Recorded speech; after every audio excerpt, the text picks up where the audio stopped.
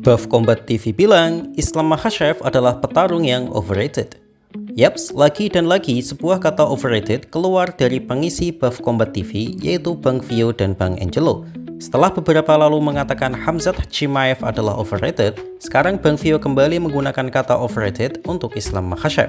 Sebagai disclaimer, saya bukan fansboy Makhachev, tapi saya juga bukan hatersnya.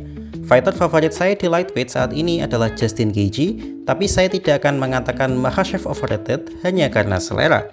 Melalui unggahannya di Combat Buff TV, mereka mencoba memperkirakan bagaimana jika pertarungan Islam Makhachev versus Ilia Topuria akan terjadi nantinya. Lalu Bang Angelo mengatakan bahwa ia lebih menjagokan Ilia Topuria untuk menang karena menurutnya saat ini Topuria adalah the best fighter yang sedang berada di fase terkuatnya sebagai seorang fighter, baik dari sisi fisik, skill, dan juga mental. Ia bahkan tidak ragu untuk menyamakan kondisi Topuria saat ini dengan kondisi prime Kamaru Usman saat merajai UFC pound for pound, di mana tampak tidak ada celah untuk mengalahkannya. Yaps, untuk pendapat ini masih bisa dimengerti sih, karena memang faktanya Topuria adalah raja pound for pound saat ini dan skillnya memang luar biasa. Hal ini juga diamini oleh Bang Vio yang berargumen bahwa Ilia adalah petarung yang well-rounded karena memiliki kemampuan ground game yang hebat dan juga striking yang sangat rapi hingga mampu menyulitkan Makhachev. Bang Vio juga tidak ragu menyebutkan bahwa Ilia Topuria bisa meng-KO seorang Islam Makhachev. Well, meskipun saya tidak setuju dengan premisnya, namun saya mengerti dengan konklusinya karena memang ada peluang bagi Ilia Topuria untuk menang dari Makhachev lewat knockout power yang presisi. Tapi premisnya mengatakan bahwa Ilia Topuria bisa mengalahkan Makhachev karena ia adalah petarung yang well-rounded, itu menurut saya lemah. Karena kalau soal well-rounded, Islam Makhachev sejauh ini terlihat lebih well-rounded. Yang membuat saya tidak setuju dengan Bang Vio adalah closing statementnya yang mengatakan bahwa Islam Makhachev adalah petarung overrated. Kalau ini saya bisa bilang mereka tidak paham definisi overrated. Saya bisa mengerti kalau misalnya mereka mengatakan lewat perspektif dan seleranya. Tapi overrated itu adalah pendapat yang dimana bisa kita lihat datanya. Rekor 15 kali winning streak di UFC tentu jauh dari kata overrated. Jadi bagaimana menurut kalian?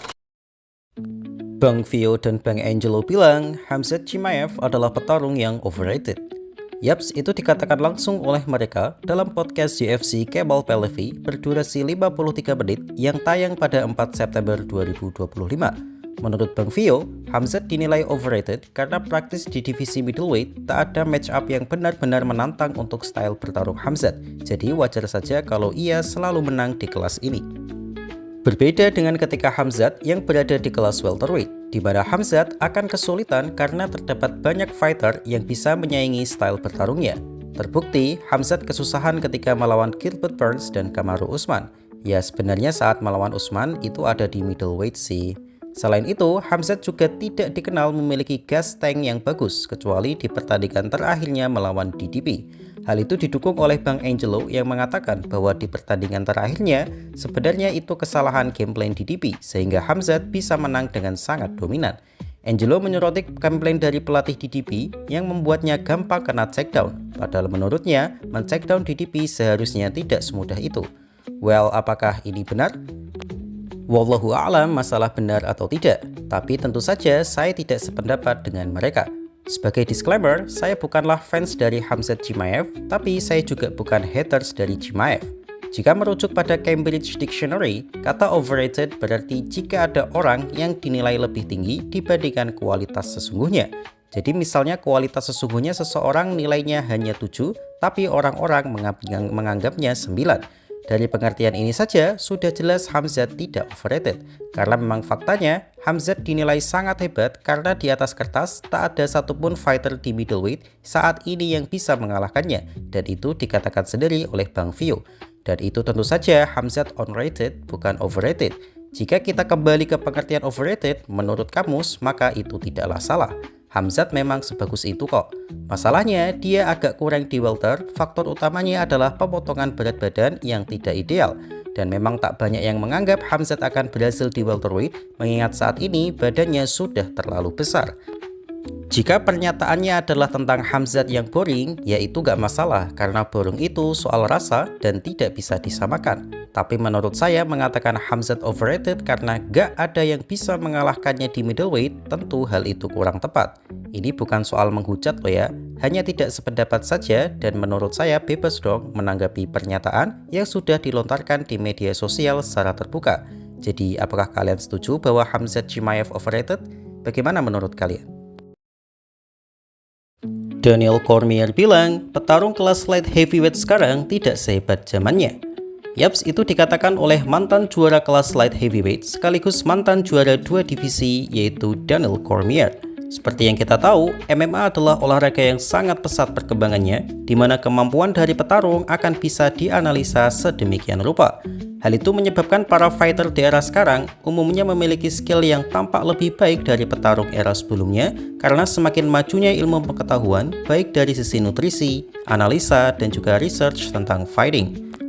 Daniel Cormier pun setuju bahwa fighter sekarang secara skill memang lebih baik, tapi bukan berarti fighter dulu akan kalah jika bertarung dengan fighter era sekarang. Ia mencontohkannya dengan kelas yang ia jalani, yaitu kelas light heavyweight. Menurut DC, jika petarung top light heavyweight di eranya bertarung dengan petarung era sekarang, maka petarung zamannya akan tetap baik-baik saja. Ya, ini bisa dimengerti sih, karena masa DC masih beraktif sebagai fighter, para lawannya memang sangat mengerikan. Ada Jon Jones sebagai The GOAT, Glover Teixeira yang bahkan di usia tuanya sempat meraih sabuk yang ditinggalkan Jon Jones, Alexander Gustafsson yang terkenal keganasannya dan membuat Jon Jones babak belur, Prime Dominic Reyes yang hampir mengalahkan Jon Jones, Anthony Rumble Johnson yang seperti monster ketika di oktagon, hingga Daniel Cormier sendiri yang tidak kalah hebat. DC yakin fighter seperti mereka jika masih dalam kondisi prima akan baik-baik saja. Ya, pengecualian untuk Reyes sih yang sudah mengalami downfall luar biasa dan kemarin kembali kalah. Hal ini karena light heavyweight sekarang tidak ada yang benar-benar seorang pegulat menurut standar Daniel Cormier. Yaps, ini menurut standar DC loh ya, jadi ya wajar saja. Yuri Prochazka, Khalil Rountree, Carlos Ulberg, Jamahal Hill, Alex Pereira adalah seorang striker yang tidak memiliki ground game yang mentereng. Mungkin hanya Magomed Ankalaev saja yang memiliki gulat hebat, mengingat ia adalah mantan timnas gulat Rusia. Tapi faktanya, gulat selalu menjadi rencana cadangan karena ia selalu menggunakan striking yang juga hebat. Dan ini saya setuju sih, jika DC masih di masa primanya, saya yakin ia akan menjadi juara di kelas ini. Apalagi Jon Jones. Jadi bagaimana menurut kalian? Mungkin inilah alasan mengapa promosi UFC 320 kurang masif seperti biasanya. Yap, seperti yang kita tahu, UFC 320 akan berlangsung minggu depan, tepatnya tanggal 5 Oktober 2025, yang menyajikan main event antara Magomed Ankalaev versus Alex Pereira. Tetapi tak seperti biasanya, UFC tampak kurang mempromosikan laga ini. Para podcaster atau content creators juga tidak terlalu banyak membicarakan match ini, dan malah terfokus pada UFC 322 JDM versus Makhachev yang akan berlangsung bulan November nanti. Ada juga yang lebih membahas pada aktivitas Ilia Topuria seperti aksinya menghindari Arman Tsarukyan dan menantang Terence Crawford untuk boxing. Padahal secara kompetisi murni, laga Ankalaev versus Pereira adalah laga yang menarik karena keduanya adalah striker level elite dan sudah pasti akan menyajikan duel yang tidak membosankan bagi para fans. Lalu mengapa promosi event ini tampak sepi? Ya, hal ini karena hype persaingan yang dibangun keduanya agak cringe. Menurut saya pribadi, faktor utamanya adalah karena keduanya tak bisa berbahasa Inggris. Lihat saja potongan video ini, di mana Ankalaev dan Pereira yang bertemu dan saling melemparkan trash talk tapi melalui translator.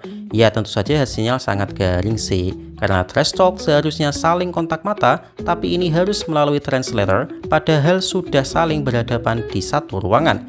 Jadi ini hanya tampak drama komedi saja dan tidak panas.